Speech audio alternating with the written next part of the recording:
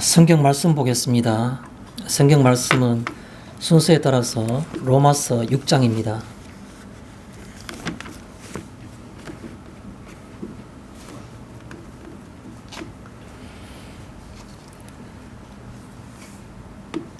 (6장) 6절부터 주보에 나와 있는 것처럼 11절까지 6절을 함께 보도록 하겠습니다.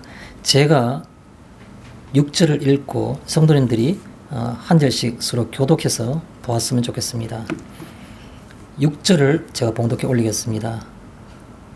우리가 알거니와 우리의 옛사람이 예수와 함께 십자가에 못 박힌 것은 죄의 몸이 죽어 다시는 우리가 죄에게 종노릇하지 아니하려 함이니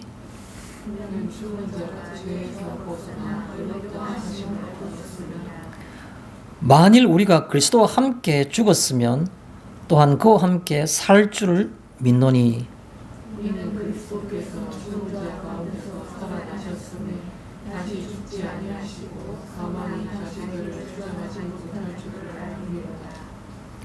그가 죽으심은 죄에 대하여 단번에 죽으심이요 그가 살아계심은 하나님께 대하여 살아계심이니 이와 같이 너희도 너희 자신을 죄에 대하여 죽은 자요 그리스도 예수 안에서 하나님께 대하여는 살아있는 자로 여길지어다. 아멘.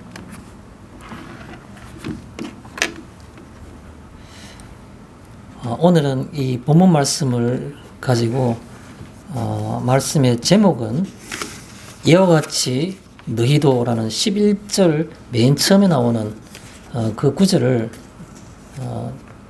말씀의 제목으로 이렇게 삼아서 함께 말씀을 보고자 합니다. 이와 같이 너희도라는 겁니다.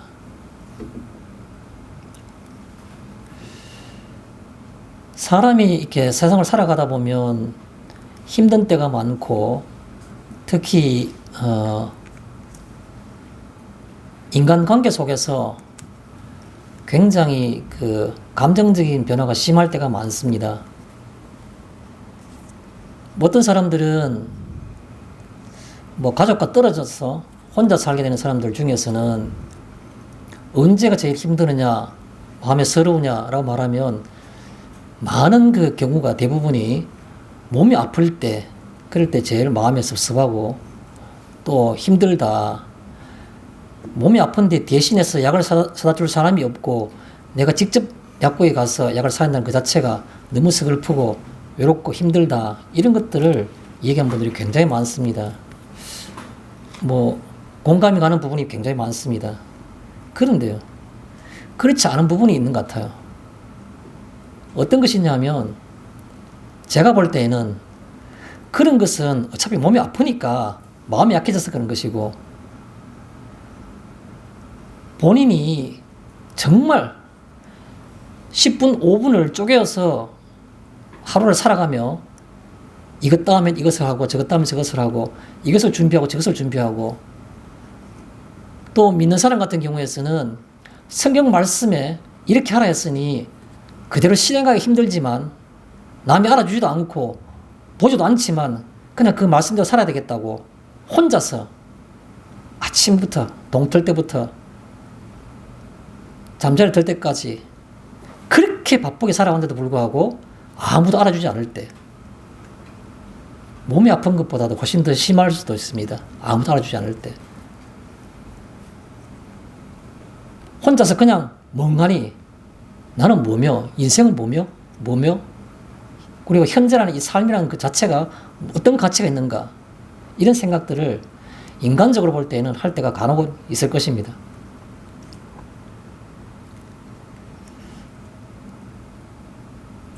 우리가 그 신학이라는 학문을 우리가 들은 적이 있습니다.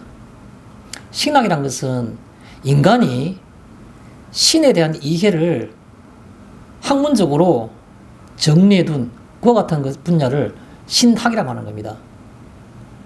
어떤 사람들은 오해를 해서 신학교에 가게 되면 신학을 많이 하게 되면 하나님을 더 잘 알 수 있게 되고 믿음이 더 좋아지지 않겠나라고 생각하는 사람들이 있습니다. 모르겠습니다. 보는 관점에 따라서는 그 말이 맞을 수도 있습니다. 그러나 적어도 제 개인적으로 볼 때에는 거기에 대해서는 저는 물음표를 던지고 싶습니다. 신학은 말 그대로 학문을 위한 인간의 어떤 그런 그 노력과 인간의 어떤 그런 그 기록들입니다. 그런데요, 우리가 정말 알고 싶은 건 뭡니까? 성경이 뭘 말씀하고 있는지, 성경의 본질이 무엇인지, 그거를 알고 싶어 하는 겁니다. 신학은 인간의 합리적인 이성 속에서 정리될 수 있는, 체계적으로, 합리적으로 정리할 수 있는 그런 분야를 말했기 때문에 인간의 이성과 인간의 이해, 그거를 넘어질 수는 없는 겁니다. 신학교에서는 배우지 않지만 뭐 특정한 어떤 분들은 가끔씩 성경신학이라는 말을 쓰기도 합니다. 저는 그런 말들에 대해서 굉장히 긍정적인 어떤 그런 생각을 갖고 있습니다. 뭐 그에 대한 정의는 여러 사람이 자기 개인 나름으로 이렇게 뭐 표현할 수 있겠죠. 정식 신학교에서 하는 과목은 아니니까. 굳이 가장 근접한 표현을 한다 그러면 성경이 뭘 말하고 있는가라는 겁니다. 성경이 뭘 말하고 있는가? 어떻게 보면 신학이라는 말 자체가 어울리지 않는 그런 표현일 수도 있죠. 그런데 뭐 사람들은 그것을 성경 신학이라 이렇게 말하는 분들도 있습니다. 왜 오늘 제가 그런 말씀을 드릴까요? 이 시대에 살고 있는 이런 성도님들은 여러분의 삶의 가치가, 의미가 무엇이냐라는 걸 제가 한번 질문을 드리고 싶어서 그런 겁니다. 습관적으로 매일매일 살아가신다고요? 그러면 잠시 삶의 시간을 내려놓고 내 삶의 의미가, 오늘 하루의 의미가 무엇인지를 한 번쯤은 살펴보는 것이 중요하다고 생각하는 겁니다. 그럴 때 무언가 가치 기준이 있어야 될 거 아닙니까? 성경에서는 뭐를 말하고 있는지, 성경은 어떤 삶을 얘기하고 있는지, 거기에 비교해서 내 삶의 가치를 한번 살펴보는 것이 필요하다는 생각이 듭니다. 여러분, 요즘에 세상이 얼마나 어지럽습니까? 진리가 아닌데도 진리 있냐? 교회가 아닌데도 불구하고 교회라고, 성도가 아닌데도 불구하고 교인이라고, 온통 세상이 시끄럽습니다.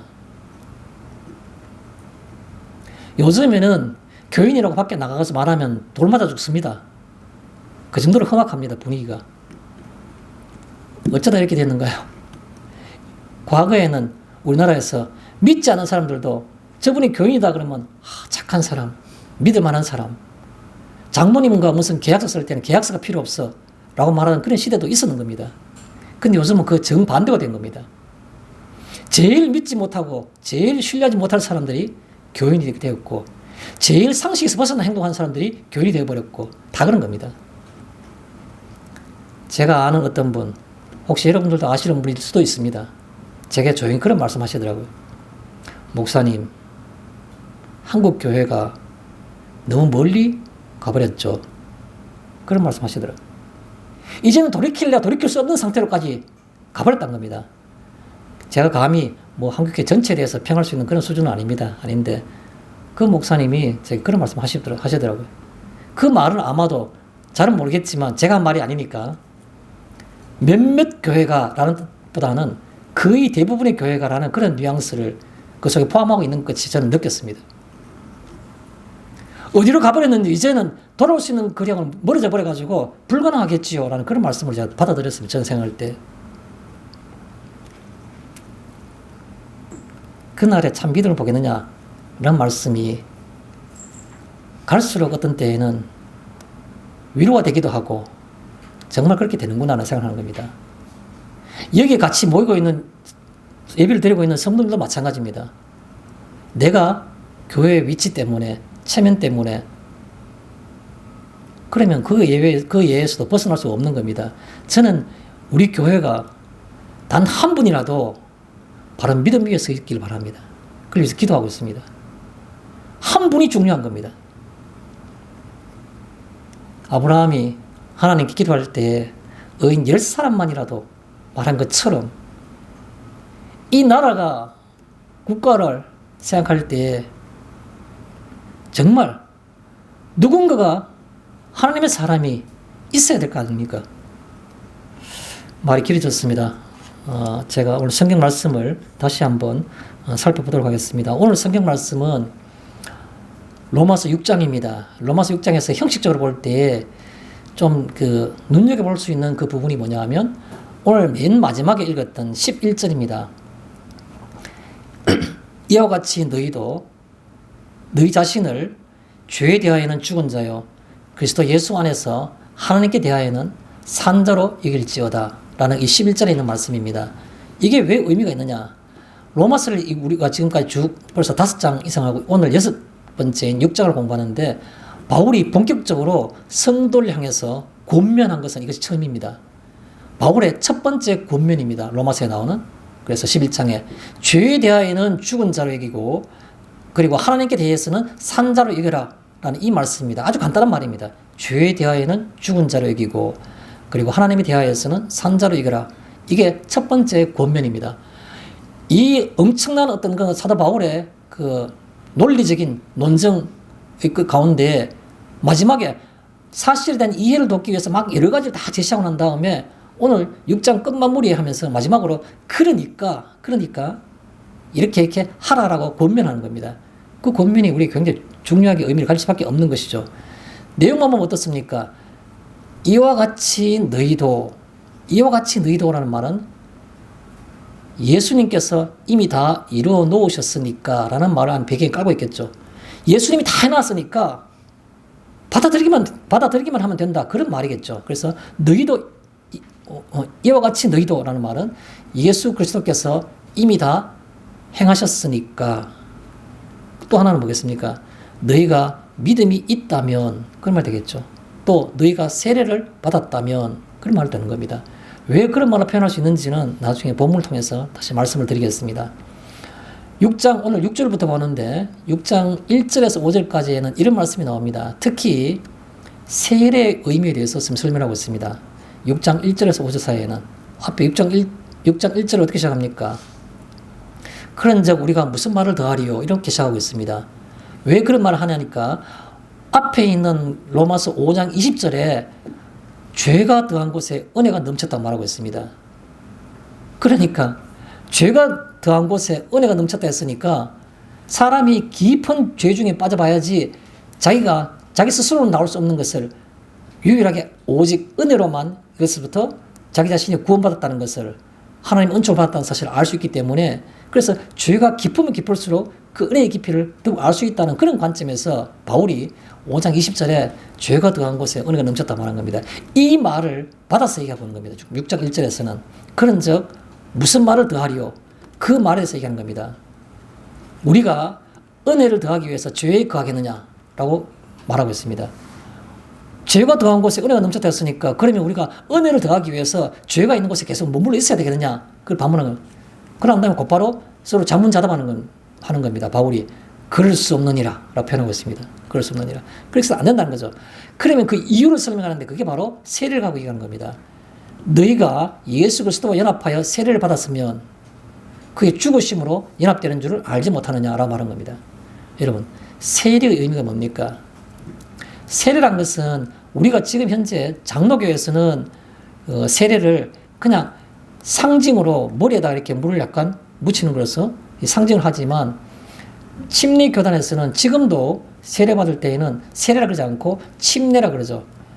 물 속에 완전히 사람이 다 잠기는 겁니다. 사람 머리 끝에 머리카락 하나도 물밖에 나오는 게 없이 완전히 물속에 다 들어가는 겁니다. 목사님도 물속에 들어가서 옷을 입고 그 다음에 세례받을 사람 불러가지고 물속에 완전히 잠겼다가 다시 내는 겁니다. 숨을 잠시 참지 못한다 그러면 좀 어려운 일이 생길 수 있을 정도로 물속에 완전히 잠기는 겁니다. 뭘 의미하는 겁니까? 죽음을 의미하는 겁니다. 죽음을. 내가 그리스도의 죽음과 같이 그리스도의 죽음에 동참한다는 것을 그 속에 상징하고 있는 겁니다. 그게 바로 세례의 의미입니다. 그래서 너희가 예수 그리스도와 함께 연합된 것이 세례를 통해 죽음과 연합된지 알지 못하느냐라고 말한 것이죠. 그래서 세례를 받았다는 것, 내가 세례를 받고자 원했다는 것, 그것은 바로 내가 온전히 예수 그리스도의 죽음에 동참했다는 겁니다. 예수 그리스도가 십자가에 죽은 것에 나도 죽었다. 또 예수 그리스도가 죽은 것이 하나님의 어린 양이라 했듯이 죽은 것이 나를 위해 죽은 것이다. 내가 그게 동참한다는 그런 개념으로서 있다는 것이죠. 그래서 죄에 대해서는 이제 언급하지 말자는 겁니다. 죄에 대해서는. 이미 죄와는 떨어져 있는 분리된 상태인 것을 의미하는 것이죠. 그게 바로 1장 1절에서부터 5절 사이 얘기를 하는 겁니다. 이 논리를 펼치고 난 다음에 오늘 첫 6장 6절에 뭐라고 말하고 있습니까? 우리가 알거니와. 우리가 알거니와라는 말은 무슨 말입니까? 이전의 논증과 같이 1절에서부터 5절 사이에 이 설명과 같이 그런 말이 되겠죠. 이제부터는 죄와 가까이 하면 안 된다는 겁니다. 죄를 생각하는 것도 아니고 죄는 이미 내게서 잊혀진 바가 되고 그에 대해서 내가 관계가 끊어진 단절된 관계가 된다는 것이죠. 그거를 설명하기 위해서 우리가 아는 바와 같이 알거니와 이렇게 표현한 거죠. 우리가 알거니와 하는 다음에 그 다음에 구체적인 내용을 한 번 더 반복하고 있는 겁니다. 뭐라고 말하고 있습니까? 우리의 옛사람이 예수와 함께 십자가에 못 박힌 것은 이렇게 표현하고 있습니다. 우리의 옛사람이 뭡니까? 옛사람.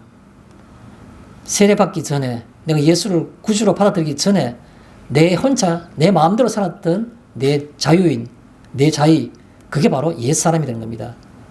그래서 우리의 옛사람이 내가 하나님을 모르고 내가 예수 그리스도를 영접하지 않고 내가 믿음이 없을 때 내가 내 마음대로 살았던 그 시절에 그 사람이 바로 옛사람이 되는 겁니다. 옛사람이 예수님과 함께 십자가에 못 박힌 것은 내가 십자가에 이미 못 박혀서 나는 이제 옛사람이 없다는 죽었다는 겁니다. 왜 못 박혔습니까? 7절에 뭐라 말하고 있습니까? 7절에 이는 죽은 자가 죄에서 벗어나 내가 죽었으므로 형식상으로 지금 살아있지만 그러나 내가 심정적으로 영적으로 내가 이미 십자가에 똑같이 죽고 동참했으므로 나는 죽은 몸이란 겁니다. 그래서 죽은 자가 죄에서 벗어나 다시는 죄에게 종노릇 하지 아니하려 함이니 표현하고 있습니다. 내가 예수 그리스도와 함께 죽지 않았더라면 여전히 죄에게 종노릇 한다는 겁니다. 그래서 이제는 내가 십자가에 죽으신 예수를 내가 받아들임으로 그것을 내가 상징적으로 인정함으로 그래서 내가 세례를 받았고 그 받았다는 것은 내 스스로가 옛사람이 죽었다는 것을 의미하는데 옛사람이 죽었다는 것은 바로 뭡니까? 그가 죽음으로 인해서 죄의 몸이 죽음으로써 죄의 몸이 죽어 그렇게 말 죄의 몸이 죽어 죄된 몸이 죽었기 때문에 그래서 다시는 우리가 죄에게 종노릇 하지 아니하려 함이다 라고 표현한 겁니다. 그런 다음에 그 8절에 뭐라고 말씀하겠습니까? 만일 우리가 그리스도와 함께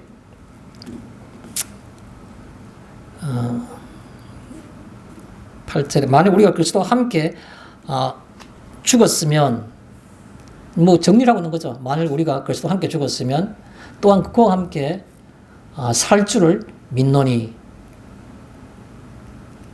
왜요? 예수님이 십자가에 죽으시고 난 다음에 끝이 났었으면 반쪽밖에 안 되는 거죠. 우리도 죽은 걸로 내가 죄 용서받았다는 것밖에 안 되는 겁니다. 그런데 예수님께서는 또 다른 일을 또 하신 겁니다. 그거 다시 살아나신 겁니다. 그래서 살 줄을 믿노니. 나는 내가 죄 용서받았다는 그거 하나만이라도 가치 있는 일인데 거기다가 더하기 해서 더 큰 일이 하나 있는데 그게 바로 뭐냐면 우리가 다시 생명을 얻었다는 겁니다. 그 생명은 일반적인 처음 내게 육신적인 생명을 주신 것이 아니라 영적인 생명이니까 영생하는 생명을 주신 겁니다. 그래서 그것을 얻었음이라 라고 말한 겁니다. 그 다음에 9절에 이는 그리스도께서 죽은 자 가운데서 살아나셨음에 다시 죽지 아니하시고 사망이 다시 그를 주장하지 못할 줄을 알미로다. 다시 내가 살아났다는 것은 살 줄 믿노니 할 때 살 줄라는 것은 바로 뭐냐 하면 이것은 다시 죽지 않는다는 겁니다. 우리가 잘 아는 것처럼 육신적으로 다시 죽지 않은 게 아니라 영적으로 다시 죽지 않은 겁니다. 하나님께서 아담에게 네가 그 선악을 알게 하는 나무의 실과를 먹게 되면 정령 죽으리라 할 때 그 죽었던 우리의 영혼이 다시 살아나서 하나님과 영원히 같이 거할 수 있는 그런 상태가 되는 겁니다. 10절에 그가 죽으심은 죄에 대하여 단번에 죽으심이요. 단번에 죽으심이란 말은 뭘 상징하고 있겠습니까? 구약의 제사들은 매일매일마다 오늘 내가 잘못한 거 있으면 내일 가서 제사장에게 양을 주고 내 대신 이걸 죽여주십시오. 내가 이렇게 죽어야 됩니다. 라고 말할 때 또 그 다음날 죄를 짓고 나면 또 양을 가져가서 할 때마다 늘 반복적으로 했지만 예수님께서는 단번에 죽으시며라는 말은 구약의 제사가 아닌 구약의 제사를 완성시킨 돌이킬 수 없는 상태로 완벽히 그런 뜻이 되는 겁니다. 단번에라는 말을 굳이 영어 성경에 찾아보면 ONC, once for all 이렇게 되어 있습니다. 모든 것을 위해서 한 번만에 그런 뜻입니다. once for all. 그래서 그가 죽으시면 죄에 대하여 단번에 죽으시며 그가 살아계시면 하나님께 대하여 살아계심이라. 죽는 거는 예수님이 그 죄를 단번에 해결했다는 것은 내가 금방 이해가 되는데, 살아계심은, 예수님 살아계신 의미가 뭔가? 주의 길을 따라가고 너희는 자기 십자가를 지고 나를 쫓을 것이니라고 하신 예수님 말씀을 생각한다 그러면, 예수님이 살아계심은 뭔 의미인가? 하나님께 대하여 살아계심이라. 무슨 말입니까? 제가 아까 서론에 질문을 드렸었죠. 성도, 교인, 신자들이 하루하루의 시간들과 의미를, 가치를 찾는다면 그것이 무엇이겠습니까? 라는 그런 질문을 드렸습니다. 성경 말씀에서 그걸 이렇게 쉽게 얘기하고 있습니다. 예수님께서 살아계심은 하나님께 대하여 살아계신 것이라고. 우리의 의미가 된 무엇을 찾는 겁니까? 하나님께 대하여라는 겁니다. 내 삶이 아무도 알아주지 않다 하더라도, 내가 정말 피곤하고 힘든다 하더라도, 그런데도 불구하고 그 속에서 유일하게 내게 비교할 수 없는 어떤 그런 기쁨과 가치를 선사할 수 있는 게 있는데, 그건 바로 뭐냐면 내 삶이 오늘 시간들이 정말 바쁘게 살았다가 아니고 오늘 이 시간이 하나님께 대하여 살았다는 것. 그 의미를 찾는 겁니다. 그게 예수님이 그렇게 사셨기 때문에 그게 찾는 거란 겁니다. 이미 우리는 예수 그리스도를 통해서 죄사함 받았기 때문에 엄청난 복을 받은 거죠. 그런데 그 중에서도 내가 지금 눈에 보이는 이 시간들을 어떻게 살아야 될 거냐? 예수님께서 그렇게 살아셨는데 하나님께 대하여 살았다는 겁니다. 이 성경 원어적으로 보면 하나님께 대하여라는 말을 좀 더 달리 표현하면 하나님을 위하여라는 말을 표현해도 전혀 문제가 없습니다. 단어 의의적으로 뜻을 풀이할 때. 그래서 예수님께서 살아계심은 하나님께 대하여 살아계시며 라고 말하는 이 10절이라는 말씀은 하나님을 위하여 사는 삶이요 라는 것입니다. 여러분, 선을 행하다 낙심하지 마십시오. 그 자체가 의미가 있는 겁니다. 하나님 앞에 무엇으로 가져가실 예물을 드리겠습니까? 사람이 알아주든 알아주지 않든 내 하루의 삶이, 성도로서의 하루의 삶이 하나님께 대하여 살아온 것이라면 그만한 것이 없다는 겁니다. 마지막 11절에 마지막 권유의 말씀이 나오죠. 이와 같이 너희도 너희 자신을 죄에 대해서는 죽은 자요. 여러분, 죽은 자가 뭡니까? 감각이 없는 겁니다. 죽은 자는. 죄에 대해서 죽은 자는 감각이 없는 겁니다. 안목의 정욕. 눈에 보면 흥미롭고 탐스러운 것이 얼마나 많습니까? 세상 가운데.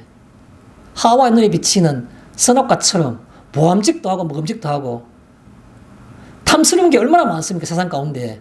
그런데요, 이와 같이 너희도 죄에 대하여는 죽은 자요. 죽은 것은 무감각한 겁니다. 관심이 없는 겁니다.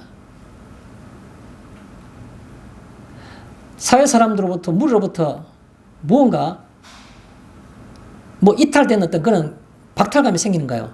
요즘 유행이 어떤데, 옷이 어떤데, 옷에 요즘 유행이 어떤데, 내가 이런 구닥다리 같은 옷을 입어야 되겠나?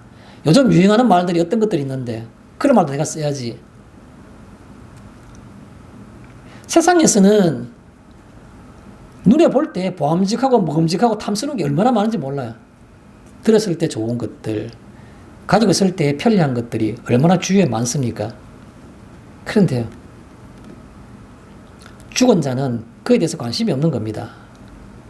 하나님께 대해서만 살아있지 죄에 대하여는 이미 죽은 자요라고 말하기 때문에 관심이 없는 겁니다. 촌스럽다고요. 고지식하다고요. 지나친 무슨 보수라고요. 그냥 말씀대로 살자는 겁니다. 특별한 얘기 하는 거 아닙니다, 제가.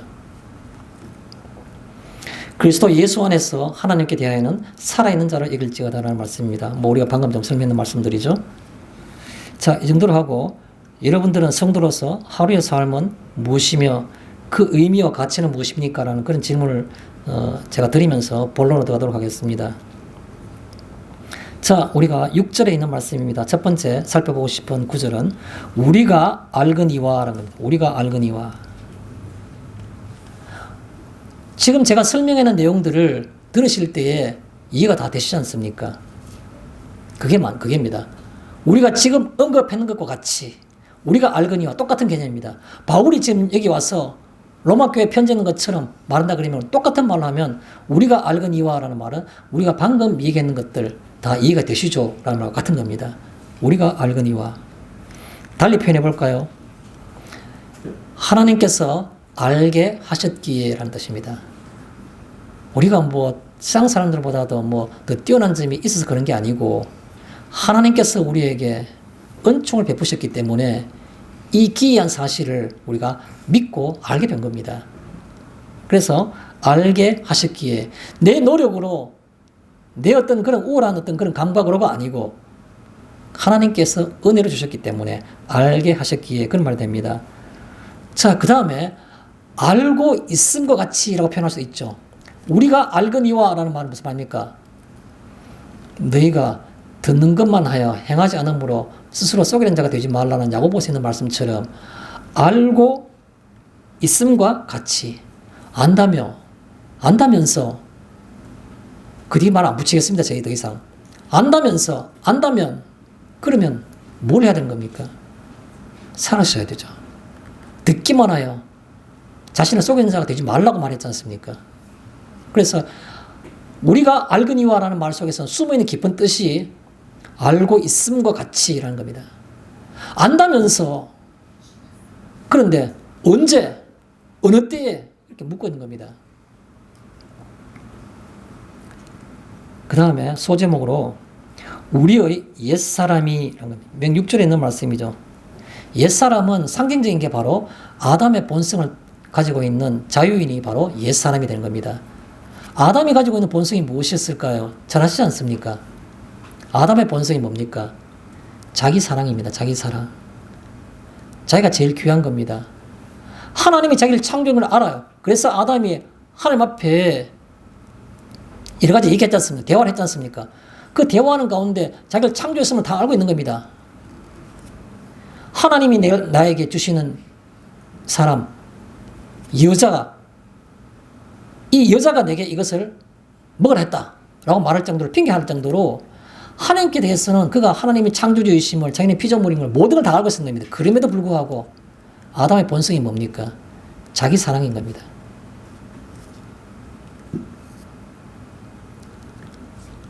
가족들 간에, 배우자 간에, 부모 자식 간에 자기 사랑만이 가득한 겁니다. 이 시대에. 내 생각이, 내 어떤 그런 관점에서 내 정확한 어떤 판단으로는 이것이 맞아요. 그런데요. 이것이 맞는 건 맞습니다. 그 부정하고 싶은 생각 없습니다. 그거 맞아요. 맞습니다. 그런데요.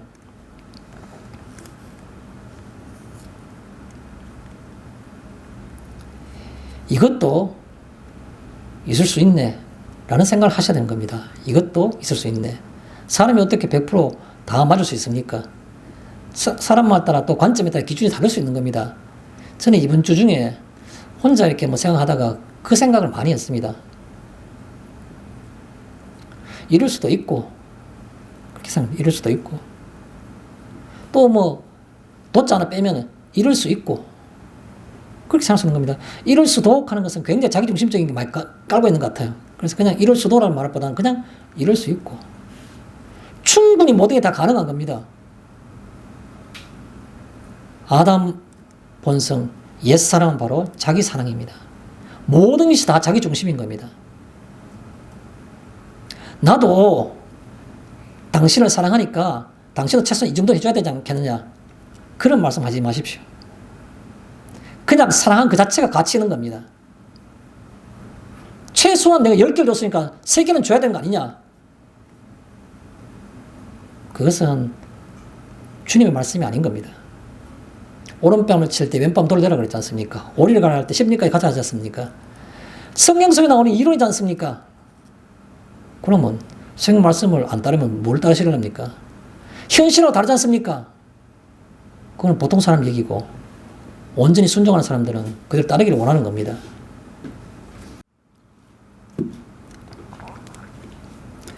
그래서 우리의 옛사람이란 것은 바로 옛사람은 아담의 본성이 그런 뜻입니다. 자기 사랑이 그런 뜻이죠.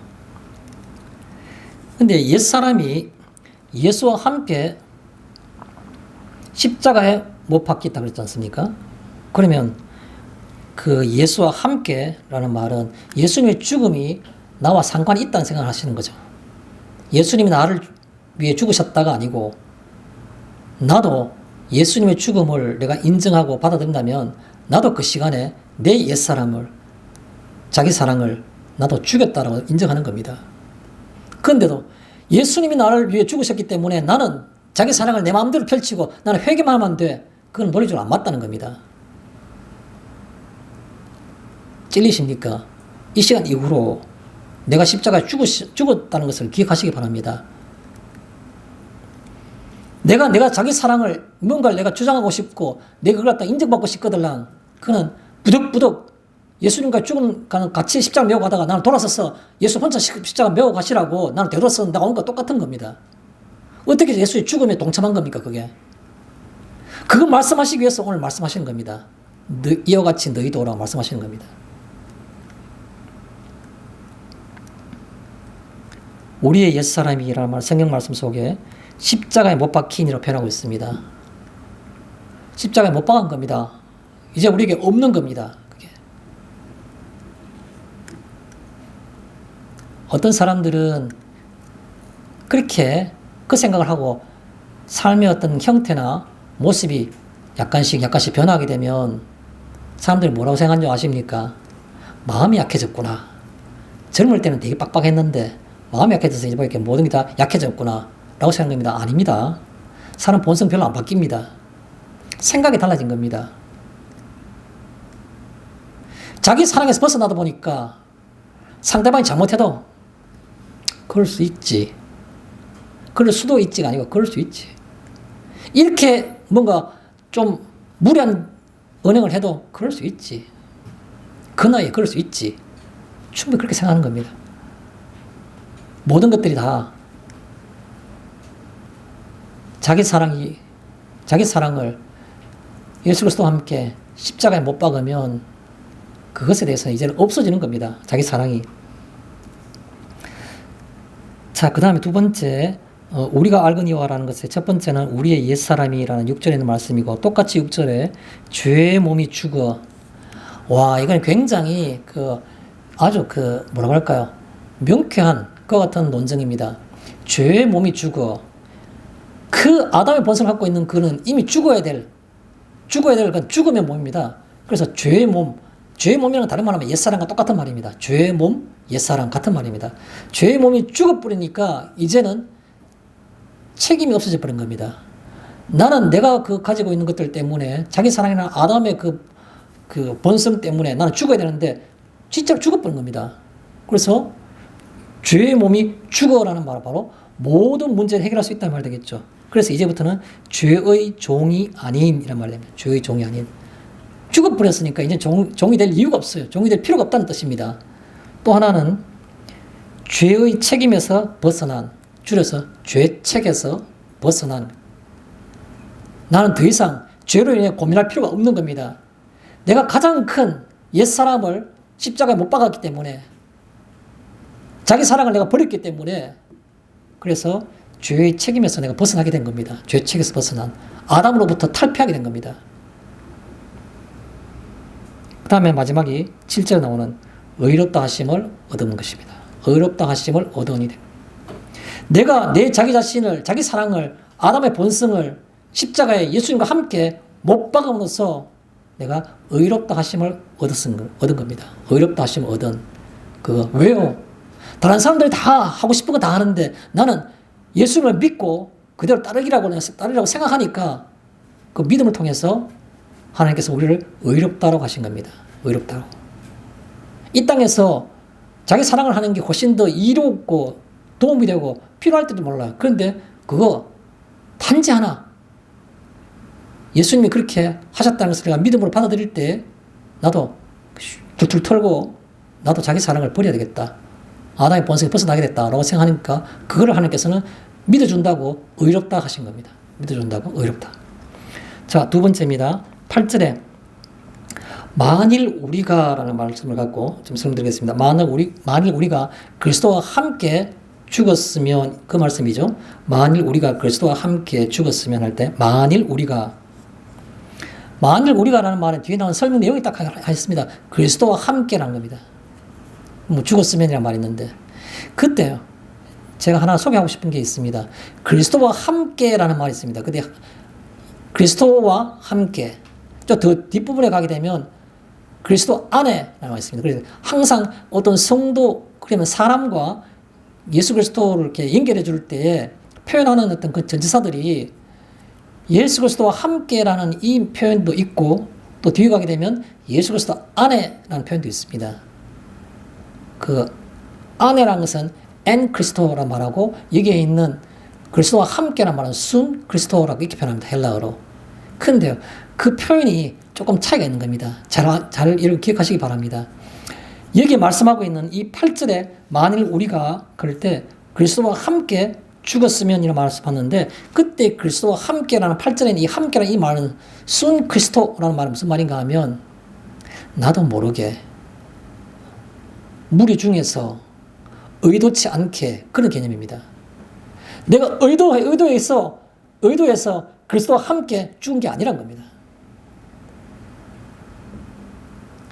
그리스도께서 죽으심인데, 그 죽으심일 때 이미 예정하시기를 나를 포함해서 죽으신 겁니다. 나는 그때 그게 귀한 줄 나는 모르고 있었는 겁니다. 내가 의도해서 교회를 내 발로 걸어가서 내가 예수를 만나고 찾았다고요? 아니요. 순 그리스도와 함께라는 말은 그냥 예수님께서 구원하고자 하는 그 무리 속에 내가 일단 단지 있었을 뿐이라는 겁니다. 단지 무리 중에서 의도치 않게, 그런 말입니다. 내가 그 구원의 반열에 들어간 게 아니란 겁니다. 그리스도와 함께. 그 다음에 죽었으면이란 말은 바로 뭡니까? 과거형이죠. 이미 죽었다는 겁니다. 내가. 그래서 죽었다는 것은 이미 죽은, 그 말이죠. 뭐로 확인할 수 있습니까? 예수님께서 죽으셨고, 예수님이 죽으신 것을 내가 세례를 통해서 나도 같이 동참하고 인정을 했다는 겁니다. 그게 바로 죽었다는 말이죠. 죽었으면 이런 거죠. 죽음의 동참으로 완전히 해결된 그런 뜻이란 겁니다. 자, 그 다음에 8절에 맨 끝에 보니까 그와 함께 살 줄을 믿노니, 내가 죽은 것만 아니라 그와 함께 죽었으니까 그와 함께 살 줄도 내가 믿는다는 겁니다. 살 줄을 믿노니, 그 믿노니라는 8절의 말씀을 다시 표현하면 그 은혜에 함께 동참하는, 그런 뜻입니다. 그 은혜에 함께 동참하는, 내가 살게 됐다는 걸. 그 다음에 또 중요한 용어가 나옵니다. 죽음과 부활의 사이에서, 그런 뜻입니다. 살 줄을 믿노니라는 말은 죽음과 부활의 사이에서, 이미 예수님이 죽으셨고 또 예수님께서는 부활하신 겁니다. 그런데요, 우리는 그 중간 가운데서 완전한 부활을 아직까지 맛보지 못하고 있는 겁니다. 내가 죽고 난 다음에 주님의 재림 때에 완전한 부활을 내가 볼 수 있겠죠. 내가 실제로 체험할 수 있겠죠. 그래서 우리는 지금 현재 예수님의 죽음과 그 부활 사이에서 그 속에 존재하는 겁니다. 어떤 공간적인 개념으로 볼 때. 그래서 여기에 민노니라는 것은 바로 뭐냐 하면 예수님의 죽음과 부활 그 사이에서 있으며 부활을 내가 민노니, 그런 뜻이 되는 겁니다. 부활을 민노니.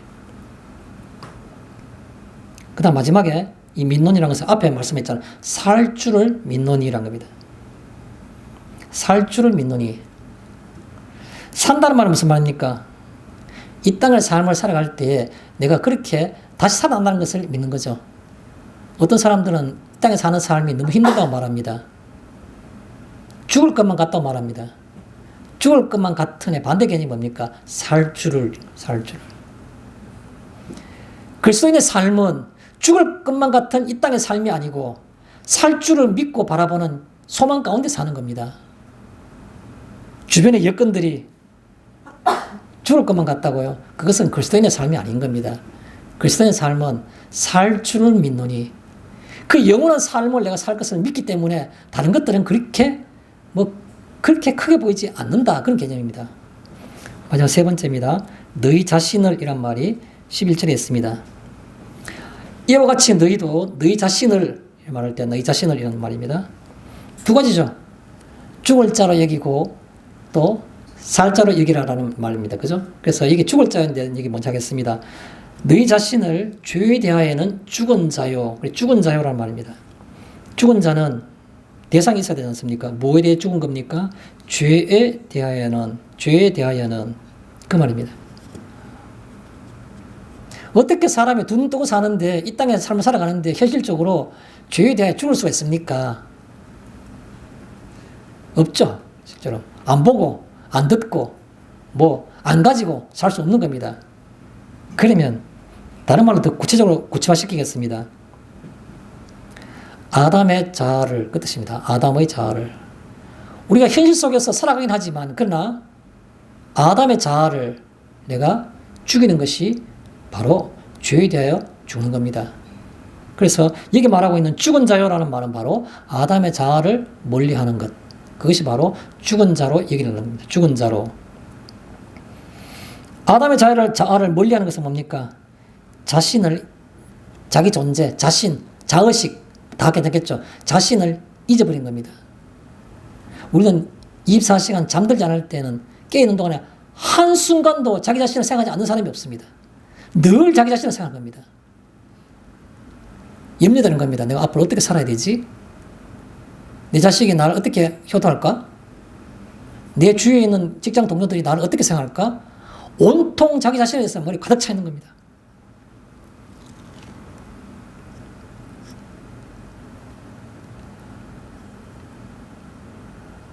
저는 최근에 나이 들어가지고 잘 하지 않았던 그런 어떤 행동들을 하면서 문득 생각하는 것이 내가 조금은 자기 자신을 생각하는 것들, 자기 자신을 잊어버리는 것들에 대해서 조금은 훈련이 되어가고 있구나라는 생각을 한 겁니다. 내 자의식으로 생각한다 그러면 별로 기분이 유쾌하지 않을 그런 부분들이 많음에도 불구하고 그것이 내 자의식만 없다면 내가 나 스스로만 의식하지 않는다면 내가 나를 잊을 수만 있다면 이거는 아무것도 아니야 라는 생각을 요즘 문득 할 때가 있습니다. 아마 여러분들 중에서도 아마 그렇게 느끼시는 분이 있으리라 생각합니다. 또 여기에 죄에 대하여는 죽은 자요라는 말은 뭡니까? 옛것과는 교감하지 않는. 옛날에 내 마음대로 살 때는 자의식을 더불어 내가 살 때는 자랑을 할 만한 것도 있었고 칭찬받는 것이 너무 좋았어요. 지금도 칭찬하면 좋을 수밖에 없겠죠. 자기 만족이 되지 않습니까? 그런데 그 옛날에 좋았던 것들, 같이 있었던 것들, 나를 신나게 하거나 가만히 있어도 힘이 나게 했던 것들, 그런 것들과 교감하지 않는, 그게 바로 죽은 자요라는 겁니다. 교감하지 않는 것. 나는 음식을 먹어도 하나 다 내 의미를 부여하고 내가 말 한마디 할 때도 항상 내가 어떤 것들을 다 하나하나 의미를 부여한다. 내가 자랑스럽습니다. 근데 요즘은 실수투성이고 허점투성이고 누가 보면 진짜 너무 무능해졌다 할 정도의 그런 존재라 하더라도 옛날에 내가 있었던 그 옛 자아와는 교감하지 않는 겁니다. 교감하지 않는 것. 그게 그리워하지 않는 겁니다. 그래서 바울은 아마도 그 사람은 후패하나 속 사람은 날로 새로워진다고 말씀한지도 모릅니다. 그래서 겉으로 볼 때는 후패할 수밖에 없어요. 멋있을 수가 없습니다. 점점 가면 갈수록 더 멋있지 않게 되는 겁니다. 모든 사람들은 다. 그럼에도 불구하고 그 옛사람과 교감하지 않는 것들, 그리워하지 않고 그것에 대한 것을 추억하지 않고 그런 그게 바로 죽은 자요라는 겁니다. 죄에 대하여 죽은 자요. 마지막으로 너희 자신을 하나님께 대하여는 살아있는 자로, 살아있는 자입니다. 살아있는 자는 무엇에 대해 살아있는 겁니까? 하나님께 대하여는, 하나님께 대하여는 이런 말은 하나님 걸 위하여라는 말로 표현할 수 있다 그랬죠? 그래서 하나님께 대하여는 하나님을 위하여 그런 말이 됩니다. 또 현실은 내가 삶 속에서 현실은 오늘 내가 돈이 5만 원 있어야지 5만 원치에 내가 식당에 가서 우리 가족들 같이 밥을 먹을 수 있는데 너무나도 현실은 원리 원칙적입니다. 그런데요, 우리가 돈이 5만 원이 있든 만원이 있든 현실스러운 것을 벗어나서 하나님께 대하여라는 생각을 하는 것이 성도의 삶의 가장 가치 있는 삶이라는 겁니다. A는 A고 B는 B다. 이것이 인간의 사는 어떤 그런 이치라 그러면 성도의 삶에 가장 마음을 위로하고 편안하게 하고 그 삶을 가치 있게 하는 것은 어떤 사건과 어떤 상황과 어떤 환경일지라도 하나님을 생각하는 겁니다. 그게 바로 하나님께 대하여 살아있는 겁니다. 죄에 대하여는 죽은 자요 하나님께 대하여는 살아있는 자가 바로 늘 모든 일에 하나님을 생각하는 겁니다. 그래서 현실은 현실 속에서 그것을 적용한다는 말이겠죠. 또 하나님께서 나를 하나님 생각하는 건 뭘 생각하는 겁니까? 하나님께서 이때까지 돌이켜보니까 내가 이렇게 온 것이다. 하나님의 인도하심이었구나 라고 생각하는 것들. 그게 바로 하나님께서 나를 그걸 생각하는 겁니다. 하나님을 생각한다는 말은. 또 하나는 뭡니까? 지금 내가 어디 있습니까? 요한복음 전에 그 예수님의 기도 가운데 있는 것처럼 아버지, 내가 아버지 안에 아버지께서 내 안에 있는 것과 같이 이 모든 사람들 성도들 똑같이 우리와 함께 되어서 같이 되어서 우리 안에 있게 하옵소서. 예수 그리스도 안에 있는 나를 그런 뜻이 됩니다. 예수 그리스도 안에 있는 나를 내가 지금 어디에 있습니까? 그걸 생각하는 겁니다. 그게 바로 하나님을 내가 생각하는 것이고 하나님께 대하여라는 말입니다. 자, 오늘 말씀을 맺고자 합니다. 결론을 내리겠습니다. 예수 그리스도의 부활과 죽음이 현재의 나와 어떤 관계이십니까? 교리와 성경 말씀 속에 있는 지식입니까? 그럼 내 삶 속에서 삶을 직접적으로 영향을 주는 그런 사건입니까? 그걸 묻고 있는 겁니다. 그 은혜 안에 있음을 생각하십시오. 그것을 믿는 믿음으로 사는 것을 생각하십시오. 순종함의 가치가 큰 것을 기억하십시오. 저는 그렇게 말씀을 드리고 싶습니다. 마지막으로 골로새서 있는 말씀과 잘 아시는 갈라디아서 있는 말씀 두 군데를 제가 소개하고 말씀을 맺고자 합니다. 먼저 골로새서 3장 2절에서 5절까지 있는 것입니다. 위의 것을 생각하고 땅의 것을 생각하지 말라. 이는 너희가 죽었고 너희 생명이 그리스도와 함께 하나님 안에 감추었음이라 라고 말하고 있습니다. 땅에 살고 있지만은 위의 것, 하늘의 것을 생각하는 겁니다. 하나님께 대하여 산다는 말과 똑같은 말이죠. 땅의 것 생각하지 말라는 겁니다. 왜냐하면 골로새 3장 마지막 5절에 보면 땅의 것은 다 맨 밑에 다 지체에 더러운 것밖에 없고 죽을 것밖에 없으니까 그래서 땅의 것 생각하지 말라는 겁니다. 그런데요, 이는 너희가 죽었고 십자가상에 죽었기 때문에 땅의 것을 생각하지 않은 것이 맞다는 겁니다. 그리고 너희 생명이 그리스도와 함께 하나님 안에 감추었기 때문에 지금 감추었지만 그러나 우리의 생명이신 그리스도께서 나타나실 그때에 너희도 그와 함께 영광 중에 나타난다고 말하고 있습니다. 잠깐 있는 게 너무 힘드십니까? 나타나실 그때에 그리스도와 함께 영광 중에 우리가 나타난다는 겁니다. 그것은 영원한 겁니다. 또요, 갈라디아서 2장 20절 너무 잘 아시는 말씀이죠. 내가 그리스도와 함께 십자가에 못 박혔나니 그런즉 이제는 내가 사는 것이 아니요 오직 그리스도께서 내 안에 사신 것이라.